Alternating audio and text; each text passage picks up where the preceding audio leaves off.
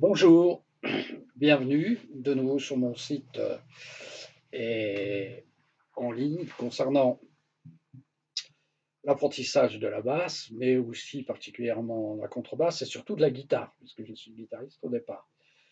Et cette vidéo est en fait une vidéo prioritairement destinée à mes élèves et que je mets gratuitement en ligne sur YouTube. Voilà. Donc profitez-en, mais ne soyez pas très exigeants sur la qualité. Alors là, nous sommes à la basse. D'abord, juste pour préciser, ma basse est une basse 6 cordes, mais en fait, qui n'est pas montée comme une basse habituelle, c'est-à-dire par les plans si, mi, la, ré, do, fa, hein, telle qu'on la retrouve euh, sur une basse 6 cordes habituelle. Ici, elle est montée comme une guitare, une octave plus bas, tout simplement parce que lorsque je donne des cours, ben, je peux jouer. Je peux accompagner, faire des accords pendant que l'élève travaille, l'accompagner, etc. Voilà. Et si le cours est collectif, qu'il y a un guitariste et un bassiste, ben, je peux à la fois intervenir pour les deux élèves sans avoir à changer constamment d'instrument. Voilà. J'avoue aussi que pour moi, c'est plus pratique. C'est les mêmes plans, les mêmes doigtés pour les deux instruments. Et quand on est un peu feignant comme moi, c'est pas si mal. Voilà. En tout cas, nous allons penser bassiste avec les 4 cordes graves. Donc, ne tenez pas compte des petites cordes aiguës. On travaille que sur les 4 cordes de basse, qui sont les plus grosses. Aujourd'hui, je voulais vous proposer d'aborder le sol 7, enfin l'accord dominant. Là, ce sera en sol, mais c'est transposable, bien évidemment. Le sol 7, accord dominant, vu sous l'angle mixolydien. Voilà, alors petit rappel. Qu'est-ce que le mode mixolydien? C'est tout simplement le mode majeur avec une septième de dominante. Hein, c'est avec la gamme un Do majeur, c'est Do, Ré, Mi, Fa, Sol, La, Si, Do. Le mode de mixolydien, c'est tout simplement le même accord, la même gamme, pardon, on utilise les mêmes notes, sauf que la septième, dite la sensible, le Si, un demi-ton avant de résoudre sur l'octave, en fait, n'est pas une sensible, mais une dominante. Et n'est pas un demi-ton, mais un ton. Donc nous aurons un Si bémol au lieu d'un Si. Donc le mode mixolydien sera en Do, Do, Ré, Mi, Fa, Sol, La, Si bémol, Do. Voilà. Si on le joue en Sol 7, en fait, on va retrouver les mêmes notes que dans la gamme de Do. Faites le calcul par vous-même. Sol, La, Si, Do, Ré, Mi, Fa, Sol. Donc le Fa est un ton du Sol. Si on faisait un Sol majeur, on aura un Fa dièse. Voilà. Alors, pourquoi en Sol? Parce que c'est beaucoup plus pratique pour les repères au niveau de l'explication, mais le principe est le même pour toutes les tonalités. Donc là, on n'a aucun dièse, aucun bémol, donc c'est facile pour ceux qui ne connaissent pas trop leur manche. Alors, Sol 7, en fait, on va jouer la gamme de Do. Donc, je vous renvoie à ma vidéo sur le Ré mineur dorien, où en fait, on a déjà tous les doigtés, les explications sur le travail de gamme. Hein, donc, gamme de Do, là qui sera pensé Sol 7, et sur lequel on appuiera les notes prioritairement de l'arpège. On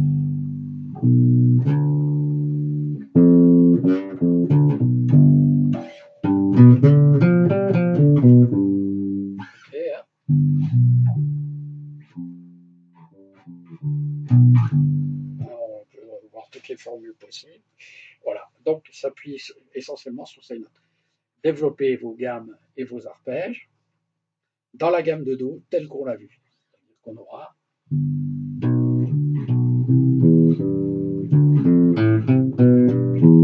voilà, j'en ai fait 4, Sol, etc. J'ai fait Sol, Do majeur, Sol 7, Do majeur. J'ai fait que des triades pour le moment. Ré mineur, ça sera septième, et Mi mineur, Ré mineur, Ré mineur. Voilà.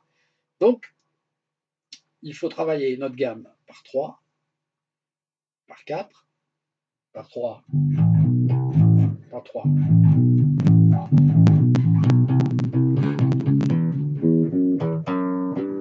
Ça, ce serait Sol majeur en dominant.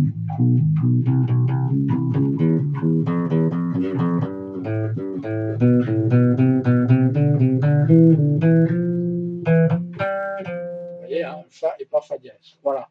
Là, on est en mixolydien. mode mixolydien. Donc, travailler ce mode, mélanger les notes. On va déjà voir ça sur un exemple avec un backing track.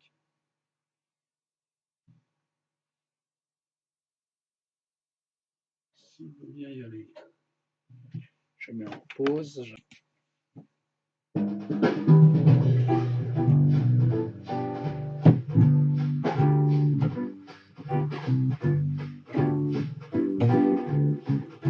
Là, je fais fondamental 4, fondamental 4, octave, tierce.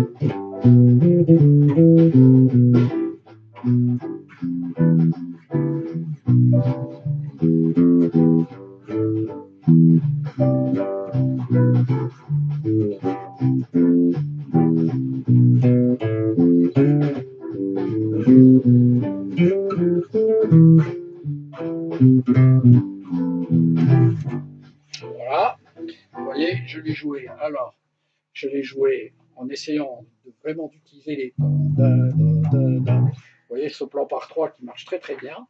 Hein, ce plan par tierce. Voilà, et par 3. Hein,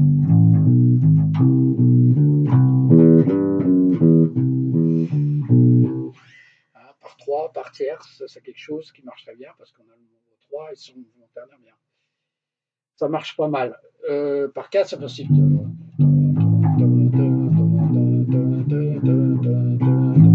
On aura un système d'inversion qui sera assez bien heureux. Et ça marche aussi, voilà. Et puis, bien repéré, comme vous le voyez dans la vidéo sur le Ré mineur 7, hein, ce système d'approche à la double croche. Hein, donc,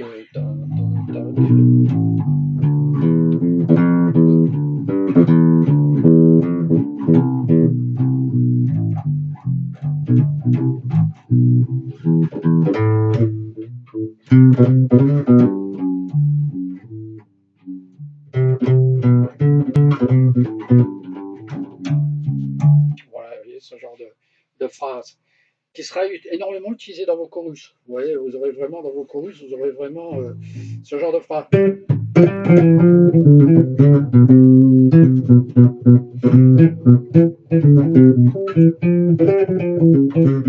Avec des chromatismes. Et la différence entre le chorus et le walking bass, vous allez assurer, jouer beaucoup de syncopes, hein, commencer sur une syncope, finir souvent par une note en l'air, et vraiment essayer de jouer plus serré en faisant sonner les phrases et en restant vraiment dans votre plan majeur, plus dans le plan majeur que dans l'arpège, mais surtout, bien faire sonner ce plan syncopé.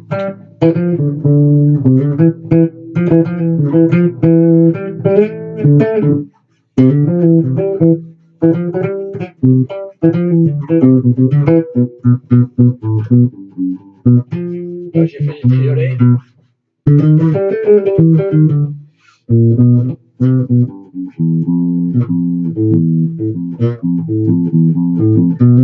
Bon, là, vous voyez, voilà. Là, on est proche du chorus. Voilà. Donc ça, c'est une première chose. On est dans le même esprit que ce que je vous ai montré sur le Ré mineur. Voilà. Alors, ce qui est intéressant, c'est qu'effectivement, on peut jouer tous les arpèges, tous les accords de la gamme de Do majeur, puisque le mode mixolydien, c'est le cinquième accord de la gamme majeure, donc vous pouvez jouer Do majeur, Fa, etc. Vous pouvez les enchaîner, etc. Ce qui est aussi très intéressant, c'est que lorsque l'on stationne sur un accord dominant, le blues nous a amené à concevoir un arpège mineur sur un accord septième de dominant. Hein, donc par exemple sur un accord de sol 7, très souvent, on joue une gamme pentatonique ou une gamme blues mineure. Hein. C'est ce qui a amené le blues, tout simplement parce que la tierce mineure qui est là au lieu d'être là, qui a été amenée dans la gamme pentatonique, est conçue comme une 9+, mais joué sur tous les tons. Donc une extension, voilà, mineur dans le mineur. Et en fait, ça sonne très bien. Donc ce qui fait que on va pouvoir accompagner de manière ponctuelle sur des chorus ou des choses comme ça. Hein, dans le rock, par exemple, c'est le cas. Dans le rock, on ne joue pas de manière le mode mixolydien sur un accord de dominante. On joue les trois quarts du temps. Je parle du rock relativement anglais. On joue complètement le mode mineur, enfin la gamme pentatonique mineure, tout simplement. Hein. Voilà, donc je vous en donne l'exemple.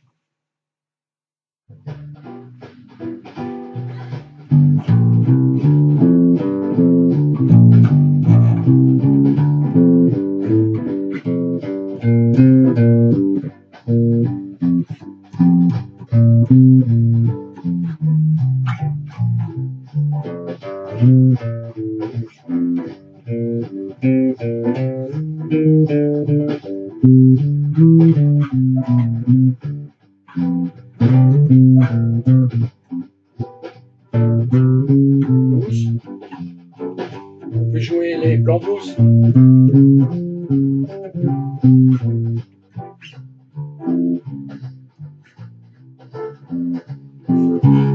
Double.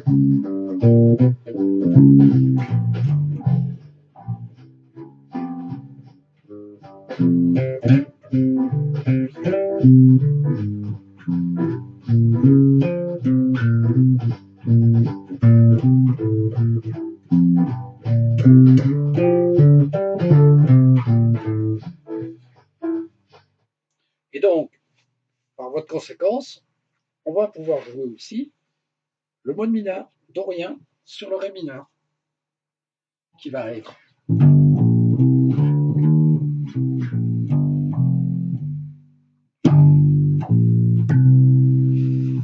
Donc en fait, on va être en fa majeur, hein, mais ça sonne pas terrible. Hein. En général, je préfère moi jouer, concevoir un sol mineur, ce qui est proche de la gamme pentatonique, hein, sauf qu'on rajoute deux notes. Un sol mineur étant en fait le mode éolien. Donc sol mineur éolien, c'est-à-dire en fait le troisième, le sixième degré de la gamme de si bémol majeur. Hein. Voilà. Donc en fait, on aura.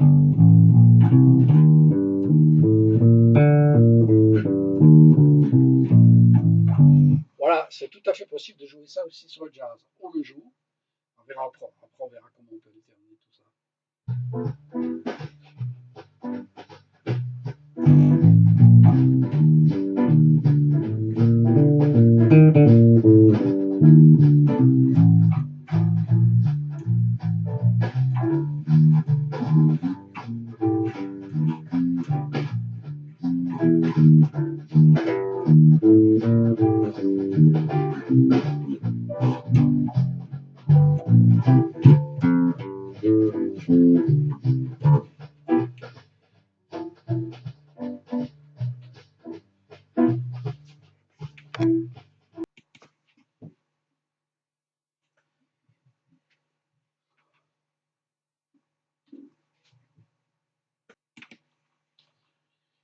Voilà, donc nous allons voir comment on peut alterner ce mode, donc en fait à éolien, sol à éolien, avec la gamme pentatonique.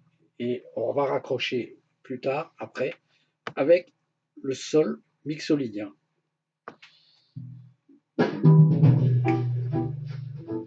Pentatonique droit.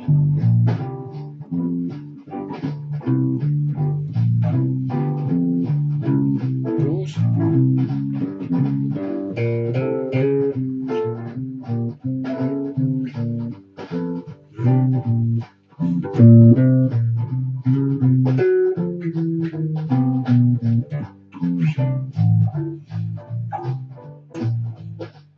Éolien.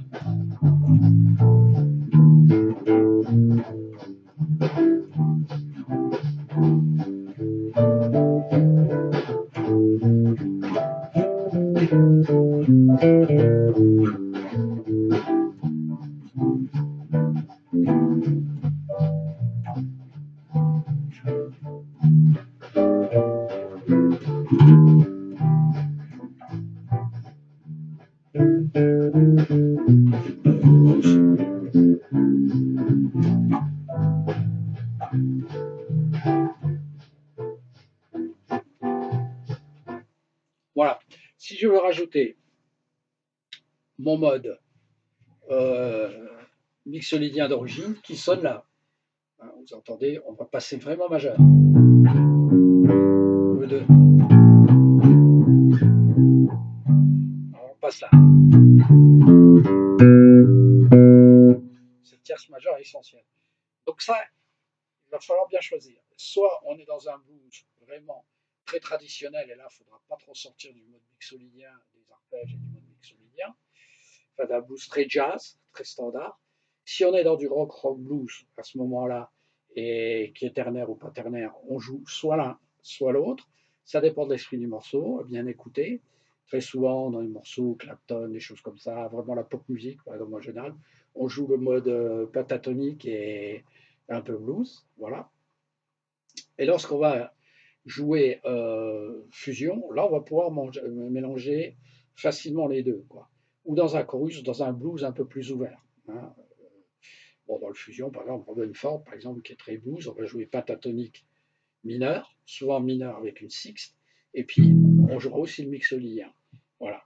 Et là, ça devient assez intéressant, quoi. Sachant qu'on peut éventuellement aussi passer ce que l'on a vu, le mode aéolien. Voilà. Bon, ben voilà, pour finir une démo dans ce style-là.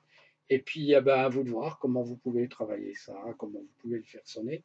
Mais c'est très intéressant, surtout dans les chorus, hein. Alors, je vais essayer de faire un petit chorus à la fin pour qu'on voit bien ça, les différents modes que cela peut supposer. Et voilà, c'est parti.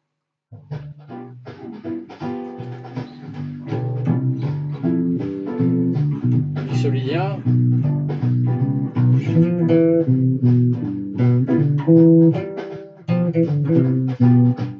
Blues.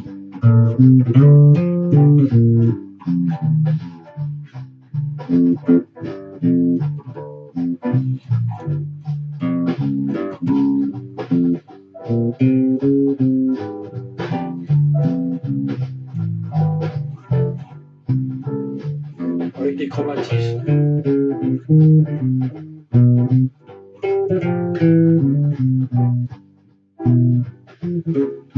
Ah oui, hein.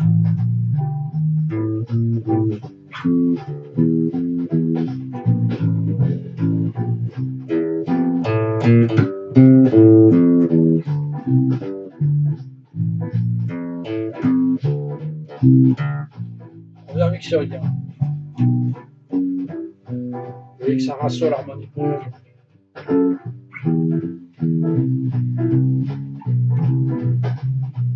Un petit chorus. Mixo.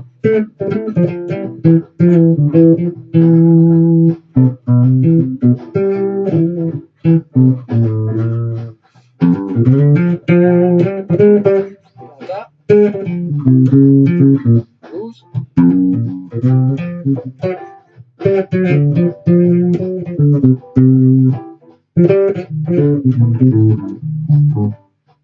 Là, je suis dans le mode aéolien.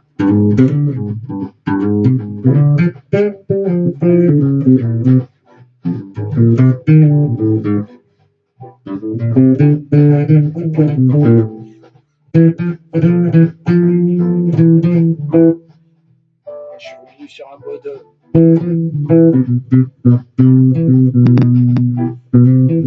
mixolydien avec des chromatismes.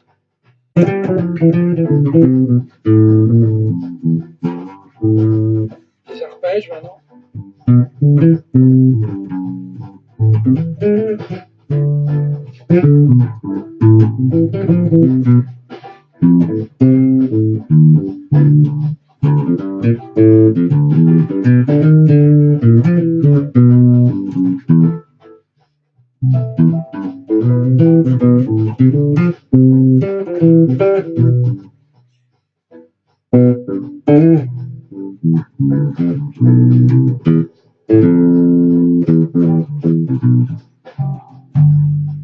Voilà. Voilà des pistes de travail. J'espère que donc sur les pistes de travail de base du bassiste, jazz, rock, blues, hein, j'ai oublié de préciser qu'évidemment il y a des riffs typiques, hein, qui sont très fréquents.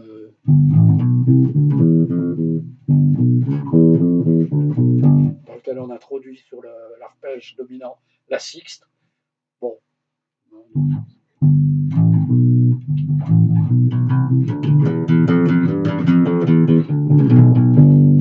Voilà, des phrases connues comme ça. Bon.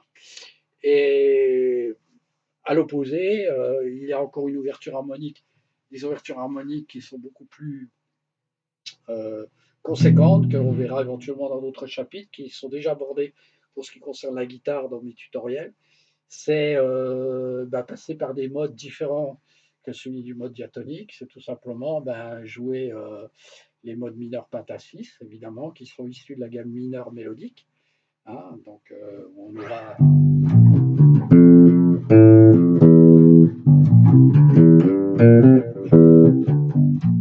ce genre de phrase, on aura une dominante sur l'accord mineur, sur la gamme mineure, et on aura aussi effectivement des modes différents. Nous avons le mode Bartók, qui est le mode dominant, hein, donc le mode mixolydien, mais dans lequel on introduit une carte augmentée, et qui est dérivé aussi d'une gamme mineure mélodique.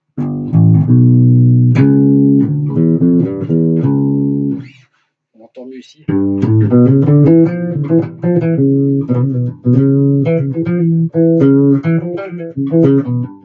Voilà, un mode très cher à Thelonious Monk. Voilà. Et on a enfin aussi tous les modes diminués, les plans diminués, ou les plans demi-ton, demi-ton.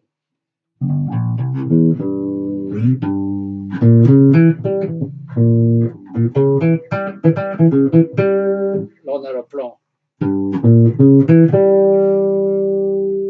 a la gamme diminuée, et après, on a le plan demi-ton-ton. Etc. Ce sera abordé dans un chapitre éventuel suivant.